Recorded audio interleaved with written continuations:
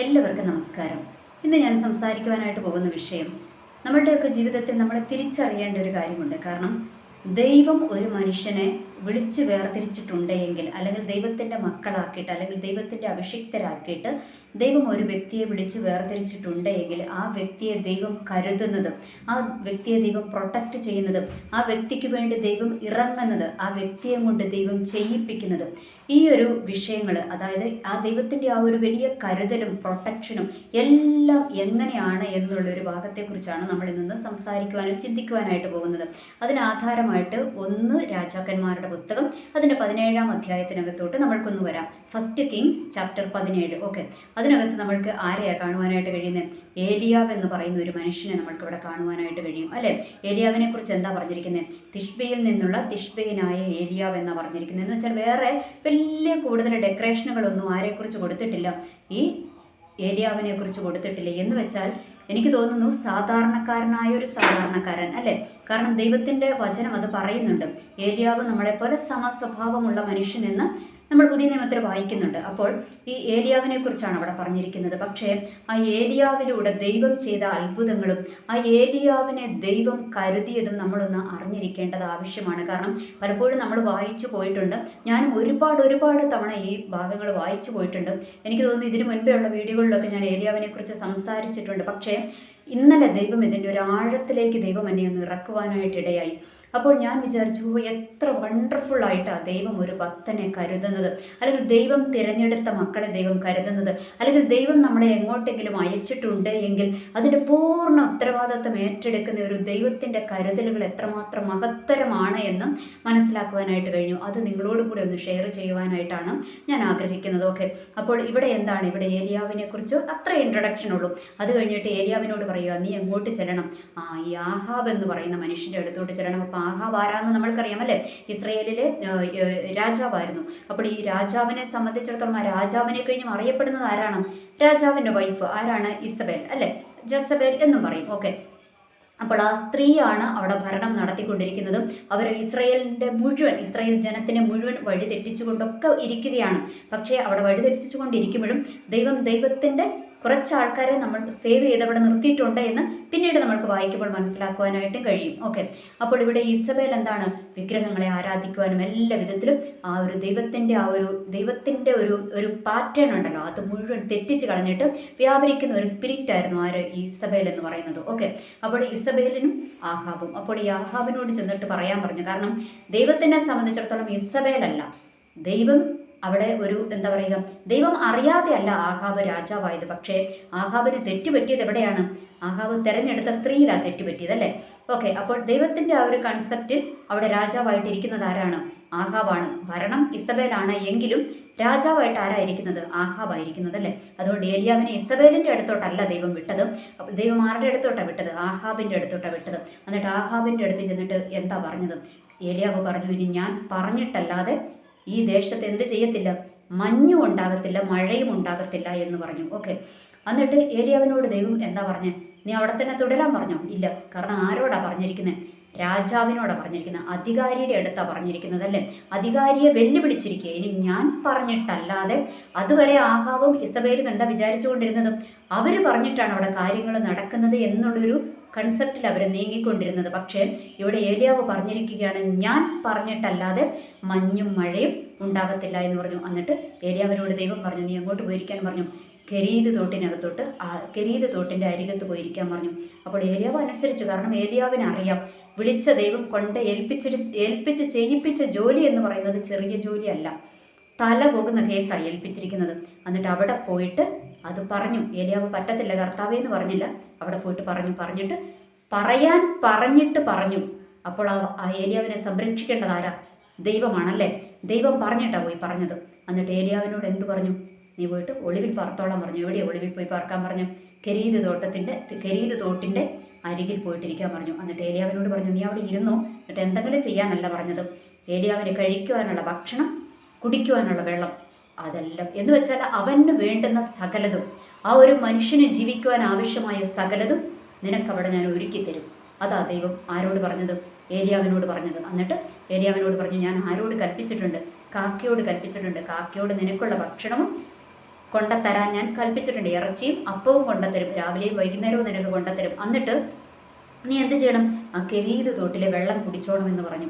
Okay, അപ്പോൾ എനിക്ക് തോന്നുന്നു ഏലിയാവിന് ആരുമില്ലാത്ത കെരീത് തോട്ടിലാണ് കൊണ്ടേയിരുത്തിയത് അല്ലേ.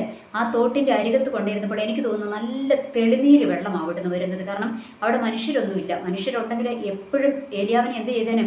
ഒറ്റിക്കൊടുത്തേനെ അല്ലേ, രാജാവിനെ ഒറ്റിക്കൊടുത്തേനെ. കാരണം ഇത് പറഞ്ഞതിന് ശേഷം എന്താണ്, രാജാവ് ഏലിയാവിനെ തപ്പും അല്ലേ, രാജാവിനെ ഏലിയാവിനെ തപ്പിക്കൊണ്ട് പോകും.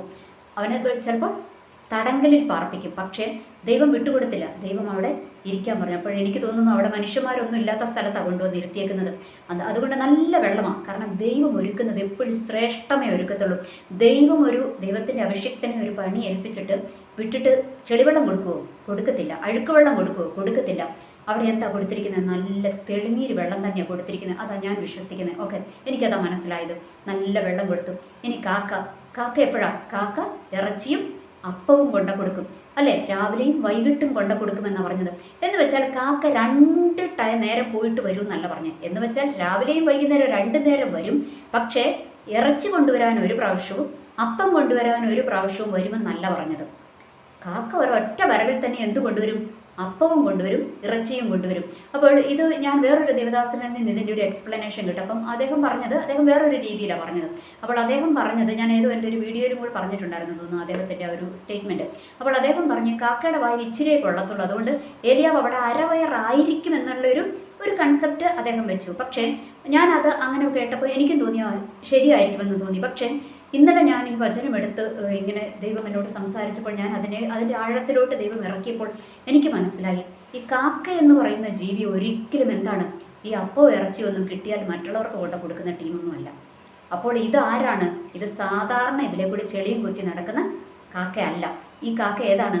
ഇതൊരു സ്പെഷ്യലായിട്ട് ദൈവം നിർത്തിയേക്കുന്ന കാക്കയാണ്. ആർക്ക് വേണ്ടി നിർത്തിയേക്കുന്നതാണ്? ദൈവത്തിൻ്റെ അഭിഷിക്തന് വേണ്ടി നിർത്തിയിരിക്കുന്ന കാക്കയാണ്. ഓക്കെ, ദൈവത്തിൻ്റെ പൈതലിന് വേണ്ടി നിർത്തിയിരിക്കുന്ന കാക്കയാണ്. അപ്പോൾ ഈ കാക്ക എന്താണ്? അതൊരു സ്പെഷ്യൽ കാക്കയാണ്. എന്ന് വെച്ചാൽ ആ കാക്കയ്ക്ക് എന്തിനുള്ള കഴിവുണ്ട്? അതിന് സാധാരണ കാക്കയെ പോലെയുള്ള കഴിവല്ല. എനിക്ക് തോന്നുന്നു ഏലിയാവിന് വയറ് നിറച്ചുമുള്ള ഭക്ഷണവും ഇറച്ചിയും എവിടെ കൊടുത്തിട്ടുണ്ട്? ദൈവം കൊടുത്തിട്ടുണ്ട്. അല്ലെങ്കിൽ ദൈവം പട്ടിണിക്കിടുവോ? ഇല്ല അല്ലേ. ദൈവത്തിൻ്റെ അഭിഷിക്തനെ പട്ടിണിക്കിടത്തില്ല. കൊടുത്തു. രാവിലെയും വൈകുന്നേരവും മതി. അതുകൊണ്ട് ഏലിയാവിന് പറ്റും. എന്നുവെച്ചാൽ അത്രയും അളവ് കൊടുക്കുന്നുണ്ട്. അത് നമ്മൾക്ക് അതിനുശേഷവും കാണുവാനായിട്ട് കഴിയും അല്ലേ.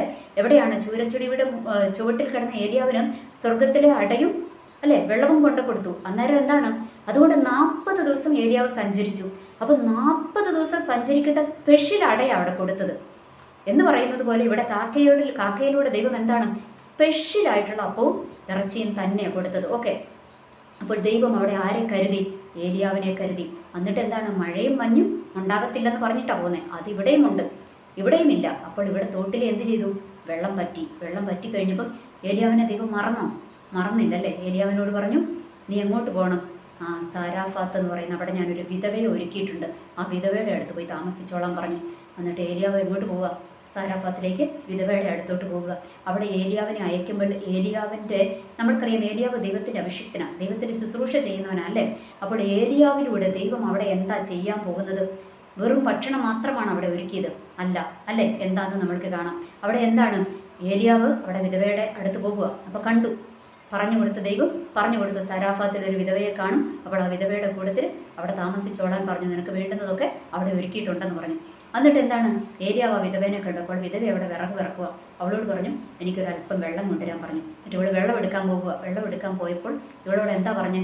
എനിക്കൊരു ചെറിയ അടയും കൂടി ഉണ്ടാക്കിക്കൊണ്ട് വരണം എന്ന് പറഞ്ഞു അല്ലേ. ചെറിയൊരു അട ഉണ്ടാക്കിക്കൊണ്ട് വരണം എന്ന് പറഞ്ഞു. അതെന്താ ഏലിയാവെ നീ ചെറിയ അട ഉണ്ടാക്കിക്കൊണ്ട് വരണം എന്ന് പറഞ്ഞത്? ഏലിയാവിനോട് ചോദിച്ചാൽ ഏലിയാവ് പറയും, അയച്ചവനറിയാം എന്തിനാ അങ്ങോട്ട് അയച്ചതും ഈ അയച്ചിട്ട് വന്നവനറിയാം എന്തിനാ വിധവയുടെ വീട്ടിലോട്ട് അയച്ചതെന്ന്. അത് ചുമ്മാ അയച്ചതല്ല. ഏലിയാവിനറിയാം അവിടെ ഒരു മിനിസ്ട്രി ചെയ്തെടുക്കുവാനുണ്ട് എന്ന് അല്ലേ. അതുകൊണ്ട് ഏലിയാവിനറിയാം ഒരു ചെറിയ അട ചുടുവാനുള്ള മാവേ അവിടെ ശേഷിച്ചിട്ടുള്ളൂ എന്ന് ആർക്കറിയാം? ഈ ഏലിയാവിനറിയാം. കാരണം അയച്ച ദൈവം അതൊക്കെ കൊടുത്തിട്ട് അങ്ങോട്ട് വിട്ടത് അല്ലേ. അപ്പോൾ അവിടെ ചെന്ന് കഴിഞ്ഞപ്പം ഒരു ചെറിയ അട ചുട്ടുകൊണ്ട് വരാൻ പറഞ്ഞു. അന്നേരം ഈ സ്ത്രീ പറഞ്ഞത് നമ്മൾക്കറിയാമല്ലേ, അവിടെ ഞാനും എൻ്റെ മകനും മരിക്കാനിരിക്കുക. കാരണം എന്താ? ഒരു അട ചുടാനുള്ള ഇച്ചിരി ഭരണി എന്താ, ഞങ്ങളുടെ കലത്തിലൊരു ഇത്തിരി മാവും ഭരണിയിൽ ഒരു ഇത്തിരി എണ്ണയേ ഉള്ളൂ. എന്ന് വെച്ചാൽ ഞങ്ങൾക്കൊരു ചെറിയ അട ചുട്ടിട്ട് ഉള്ളതേ ഉള്ളൂ.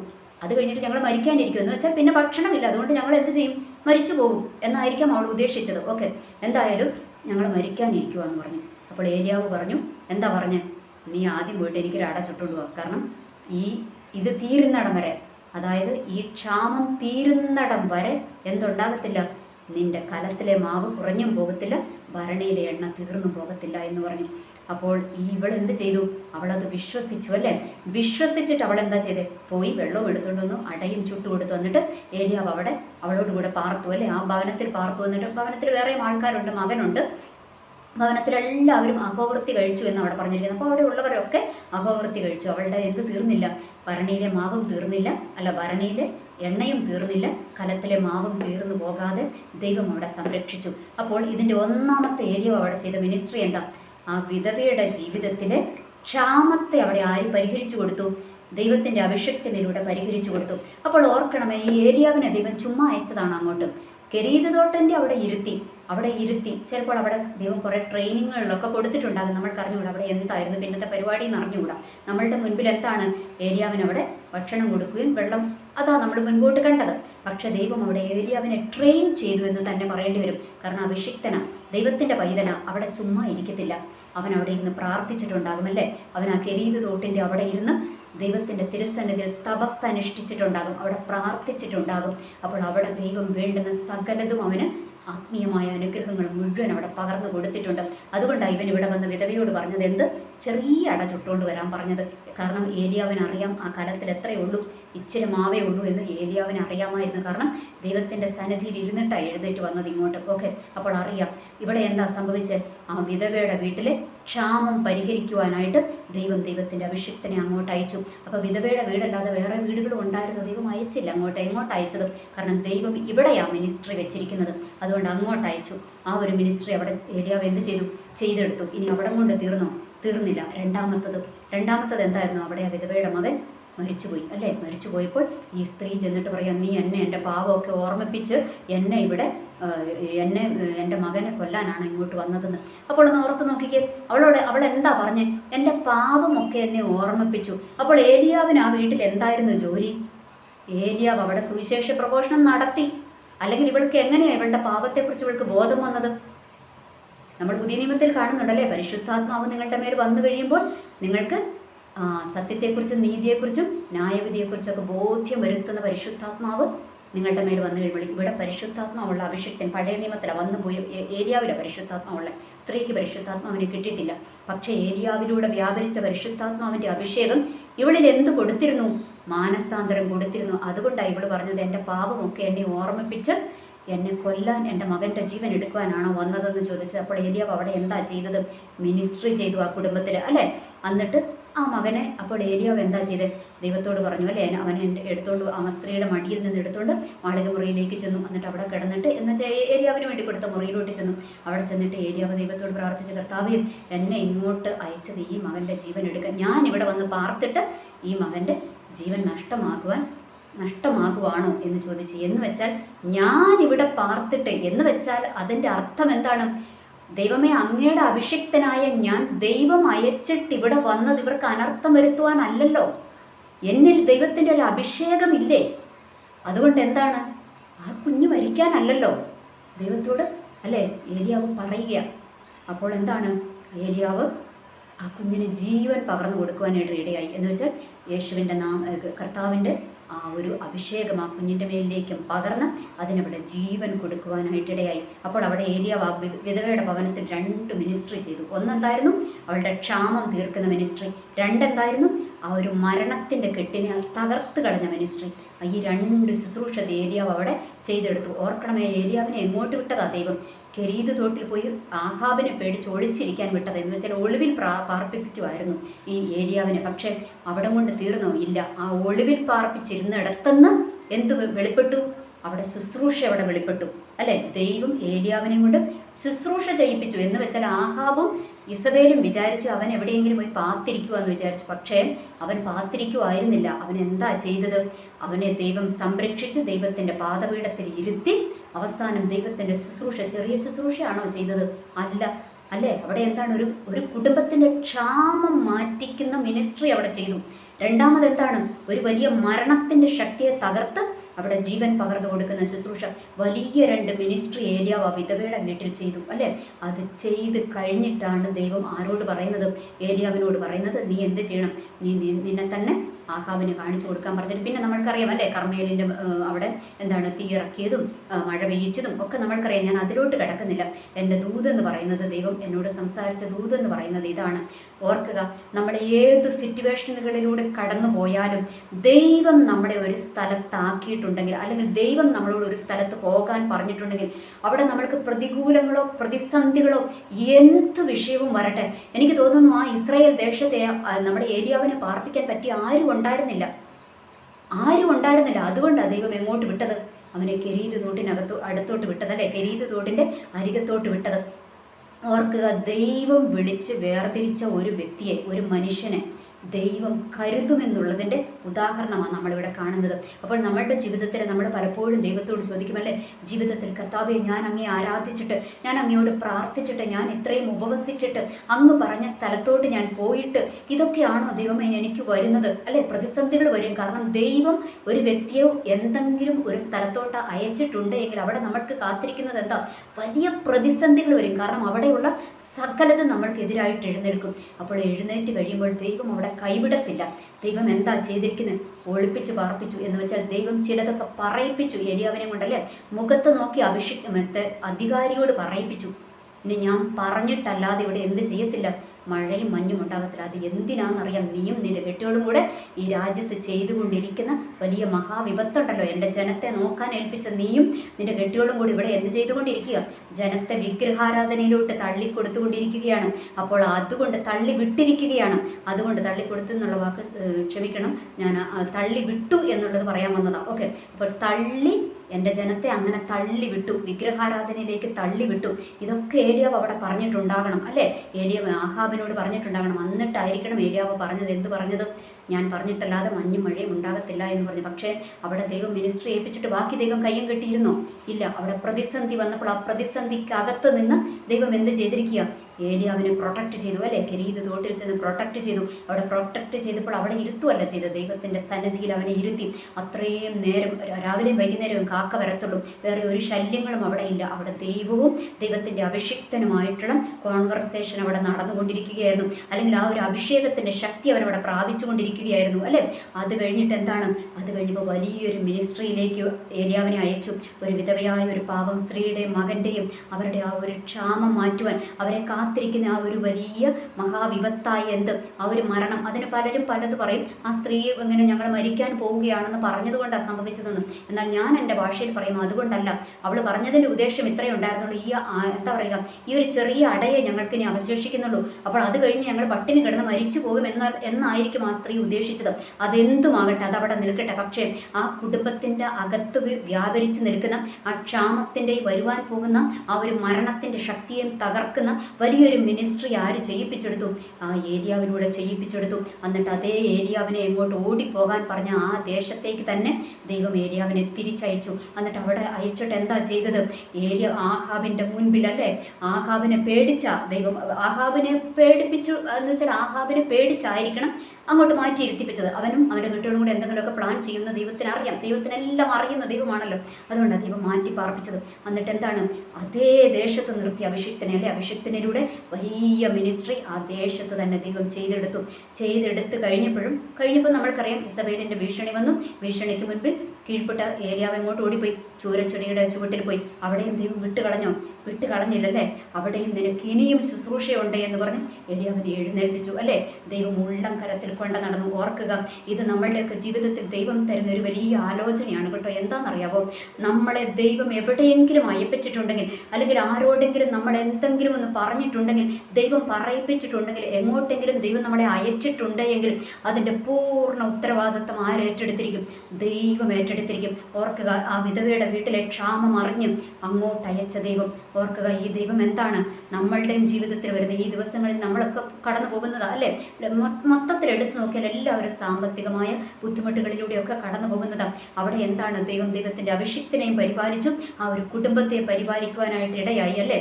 എന്തിനാ? അവരുടെ ക്ഷാമത്തെ മാറ്റി, അവരുടെ ഒരു ക്ഷാമത്തെ മാറ്റിയിട്ട് എന്താണ് അവർക്ക് അവിടെ മരണം മാറ്റി പുതുജീവനം അവിടെ കൊടുക്കുവാനായിട്ട് ഇടയായി. എന്ന് വെച്ചാൽ ആ ഭരണിയിലെ മാവ് തീർന്നു പോകാതെ അല്ലെ, കലത്തിലെ മാവ് തീർന്നു പോകാതെ, ഭരണിയിലെ എണ്ണ കുറഞ്ഞു പോകാതെ അവിടെ വർധനവ് കൊടുത്ത ഒരു ദൈവത്തെ നമ്മൾക്ക് കാണുവാനായിട്ട് കഴിയും. അപ്പോൾ ഓർക്കുക, ഈ ദൈവം എന്താണ്? ഈ ദൈവം നമ്മളെയും നമ്മളുടെ പ്രിയപ്പെട്ടവരെയും എല്ലാം പോറ്റും. അതാണ് ഇതിനകത്തൂടെ നമ്മൾക്ക് മനസ്സിലാക്കി ദൈവം തരുന്നത്. എന്ന് വെച്ചാൽ നമ്മൾ വിചാരിക്കും അല്ലേ, നമ്മൾ നാളെയെക്കുറിച്ച് ഭാരപ്പെടും. ദൈവമേ, നാളെ എന്ത് ചെയ്യും, നാളെ എന്ത് കഴിക്കും, എന്തുടുക്കും, എവിടെ ഉറങ്ങും? ഇതൊക്കെ നമ്മളുടെ ജീവിതത്തിൻ്റെ പ്രയാസങ്ങളാണ്, നമ്മളുടെ ജീവിതത്തിൻ്റെ വേവലാതികളാണ്, നമ്മളുടെ ജീവിതത്തിൻ്റെ നിലവിളികളാണ്. എന്നാൽ ദൈവത്തിന് പറയാനുള്ളത്, നിന്റെ കലത്തിലെ മാവ് തീർന്നു പോകത്തില്ല, നിന്റെ ഭരണിയിലെ എണ്ണ കുറഞ്ഞു പോകത്തില്ല. ദൈവം പോറ്റും, ദൈവം പോറ്റും, ദൈവം അതിനെ നിറയ്ക്കും. കുറഞ്ഞു പോകാതെ ദൈവം അതിനെ വർദ്ധിപ്പിച്ചു തന്ന് ദൈവം അനുഗ്രഹിക്കും. അതാണ് നമ്മൾ ആരാധിക്കുന്ന ദൈവം. അപ്പോൾ ഓർക്കുക, ദൈവത്തിൻ്റെ ഒരു മനുഷ്യനെ, ദൈവം തിരഞ്ഞെടുത്ത ഒരു മനുഷ്യനെ ദൈവം എത്ര ശ്രേഷ്ഠകരമായി പോറ്റി. ആ മനുഷ്യൻ ചെല്ലുന്ന ഇടത്തെയും കൂടെ, ആ ഒരു കുടുംബത്തെയും കൂടെ ദൈവം പോറ്റുവാനായിട്ട് ഇടയായി. ഇതാണ് നമ്മുടെ ദൈവത്തിൻ്റെ പ്രവൃത്തി കേട്ടോ. ഓർക്കുക, ആ ദൈവത്തിൻ്റെ കരം കുറുകിപ്പോയിട്ടില്ല, ആ ദൈവത്തിൻ്റെ കാതുകൾക്ക് മാന്ദ്യം സംഭവിച്ചിട്ടില്ല. അതുകൊണ്ട് ആ ദൈവം അറിയുന്നുണ്ട്. നമ്മളുടെ കലത്തിലെ മാവ് തീരുന്നതിന് മുൻപേ അത് നിറയ്ക്കുന്ന ഒരു ദൈവത്തെയാണ് നമ്മൾ ആരാധിക്കുന്നത്. നമ്മളുടെ ഭരണിയിലെ എണ്ണ എന്തിനാണ് കാണിക്കുന്നത്? അഭിഷേകത്തെയാണ് കാണിക്കുന്നത് അല്ലേ? എന്ന് വെച്ചാൽ നമ്മുടെ ആത്മീയ ഭൗതികം എവിടെ കുറയുവാൻ നിൽക്കുന്നു അത് തീർന്നു പോകാതെ അതിനെ വർദ്ധിപ്പിച്ചു തരുന്ന ഒരു ദൈവത്തെയാണ് നമ്മൾ ആരാധിക്കുന്നതെന്ന് തിരിച്ചറിഞ്ഞ് ദൈവത്തിൻ്റെ സന്നിധിയിൽ മുട്ടുമടക്കി ആ ദൈവത്തിൽ പൂർണ്ണമായും ആശ്രയിക്കുവാൻ, ഇവിടെ ഏലിയാവിനെയോ വിധവേനെയോ സംരക്ഷിക്കുവാൻ വേറെ ആരുമല്ല വന്നത്, ദൈവവും ദൈവത്തിൻ്റെ അഭിഷിക്തനുമോ അല്ലേ? അത് മാത്രമേ ഉണ്ടായിരുന്നുള്ളൂ. വേറെ ആരും അവിടെ വെളിപ്പെട്ടില്ല കേട്ടോ. അതുകൊണ്ട് ഓർക്കുക, മറ്റുള്ളവരാരും വെളിപ്പെടേണ്ടെന്നേ, ദൈവം തന്നെ നമ്മളെ കരുതും. കാരണം വിളിച്ച ദൈവത്തിന് അറിയാം, നമ്മളെ പോറ്റുവാനും അറിയാം. അതുകൊണ്ട് ക്ഷാമത്തിൻ്റെ അവസ്ഥകളിലൂടെയോ മരണഭയത്തിലൂടെയോ ഒക്കെ കടന്നു പോകുമ്പോൾ നമ്മളെ വിടുവിച്ചെടുക്കുന്ന ഒരു ദൈവത്തെയാണ് നമ്മൾ ആരാധിക്കുന്നത്. ആ ദൈവത്തിൻ്റെ ശക്തിക്ക് ഒരു കുറവും വന്നിട്ടില്ല. ആ ദൈവം ഒരു സ്ഥലത്ത് മാത്രം ഒതുങ്ങുന്ന ദൈവമല്ല, ആ ദൈവത്തിൻ്റെ അണ്ടറില സകലതും ഇരിക്കുന്നതും. ആ ദൈവത്തിനറിയാം ആരുടെ ഹൃദയത്തെ എങ്ങനെ തിരിക്കണമെന്നും ഏത് വിധത്തിൽ പ്രവർത്തിക്കണമെന്നും ആ ദൈവത്തിനറിയാം. അതുകൊണ്ട് ഇന്ന് ഏതെങ്കിലുമൊക്കെ വിഷയങ്ങളിലൂടെ നമ്മൾ കടന്നു പോകുന്നുണ്ട് എങ്കിൽ നമ്മൾ മനുഷ്യരുടെ മുഖത്ത് നോക്കണ്ട കേട്ടോ, ഒരു വ്യക്തിയുടെ മുഖത്ത് നോക്കണ്ട, ദൈവം അയച്ച അഭിഷേകത്തിൻ്റെ മുഖത്ത് നോക്കുക. അല്ലെങ്കിൽ ദൈവം അയച്ച വ്യക്തി ഉണ്ടല്ലോ, ആ വ്യക്തിയെ നമ്മൾക്ക് വേണ്ടി ദൈവം എഴുന്നേൽപ്പിക്കുകയാണെങ്കിൽ ആ വ്യക്തിയെ നോക്കുക. ബാക്കി മുഴുവൻ ട്രസ്റ്റ് ആരിൽ വെക്കുക? ദൈവത്തിൽ മാത്രം വെക്കുക. വേറെ ആരിലും നമ്മൾ നോക്കണ്ട. കാരണം നമ്മളെ വിളിച്ചിറക്കിയ ദൈവം നമ്മളെ സംരക്ഷിക്കുവാനും ശക്തനാണ്. അവർ വഴിയിലിട്ടിട്ട് പോകുന്ന ദൈവമല്ല കേട്ടോ. എനിവേ, എല്ലാവർക്കും നല്ലൊരു ദിവസം ആശംസിക്കുന്നു. നന്ദി, നമസ്കാരം.